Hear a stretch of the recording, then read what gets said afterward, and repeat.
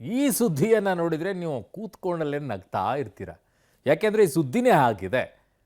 ಏನೇನೋ ಬೇಡಿಕೆಗಳು ರೀ, ದೇವಸ್ಥಾನಕ್ಕೆ ಹೋದಾಗ ಹುಂಡಿಯಲ್ಲಿ ಏನೇನೋ ಬರೆದು ಹಾಕ್ತಾರೆ. ಆದರೆ ಇಲ್ಲಿ ನೋಡಿ, ಪ್ಲೀಸ್ ನನ್ನನ್ನು ಪಾಸ್ ಮಾಡಿರಿ, ನನ್ನ ಲವ್ ನಿಮ್ಮ ಕೈಯಲ್ಲಿದೆ ಅಂತೇಳಿ ಪಾಸ್ ಮಾಡಿ ಅಂತ ಬರೆದಿರೋದನ್ನು ತುಂಬ ನೋಡಿದ್ದೀವಿ.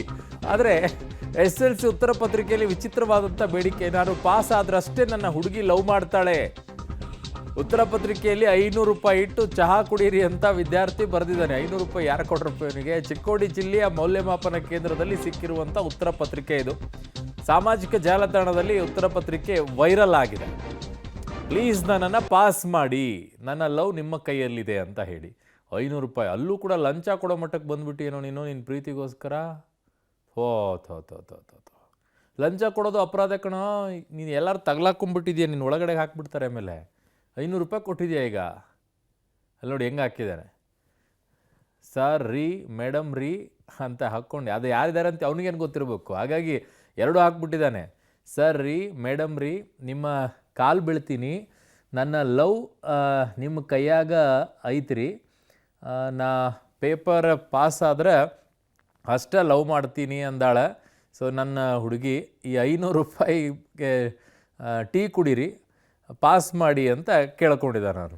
ಆಹಾ, ಏನ್ರಪ್ಪ. ನನ್ನ ಸಹೋದ್ಯೋಗಿ ಈಗ ಚಿಕ್ಕೋಡಿ ಪ್ರತಿನಿಧಿ ಚೇತನ್ ನನ್ನ ಸಂಪರ್ಕಕ್ಕೆ ಸಿಗ್ತಾ ಇದ್ದಾರೆ. ಚೇತನ್, ಏನ್ರಿ ಪಾಸ್ ಮಾಡಿ ಅಂತ ಬರೆದಿದ್ದನ್ನು ನೋಡಿದೀವಿ, ತುಂಬ ಉತ್ತರ ಪತ್ರಿಕೆಗಳ ರೀತಿಯಾಗಿ ಬಂದಿರೋದು. ಬಟ್ ಇದು ಹೊಸದು, ಫಸ್ಟ್ ಟೈಮ್ ಅನ್ಸುತ್ತೆ. 500 ರೂಪಾಯಲ್ಲಿ ದಕ್ಷಿಣೆ ಬೇರೆ ಇಟ್ಟುಬಿಟ್ಟು ಲವ್ಗೋಸ್ಕರ ನನ್ನನ್ನು ಪಾಸ್ ಮಾಡಿ ಅನ್ನೋಬಿಟ್ಟು, ಅವನಿಗೆ ಪಾಸ್ ಆಗಬೇಕು ಅನ್ನೋದಿಲ್ಲ ಅವನಿಗೆ. ಏನ್ರಿ ಅವನು ವಿಚಿತ್ರವಾಗಿ.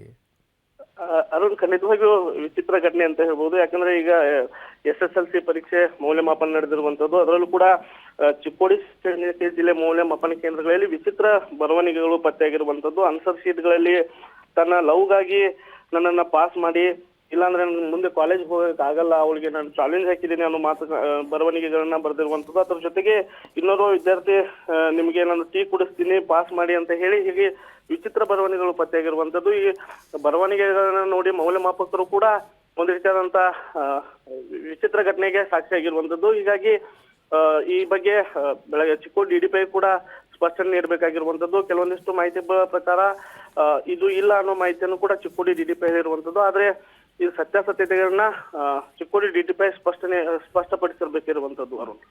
ಓಕೆ ಚೇತನ್, ನಿಮ್ಮೆಲ್ಲ ಮಾಹಿತಿಗೆ ಧನ್ಯವಾದಗಳು.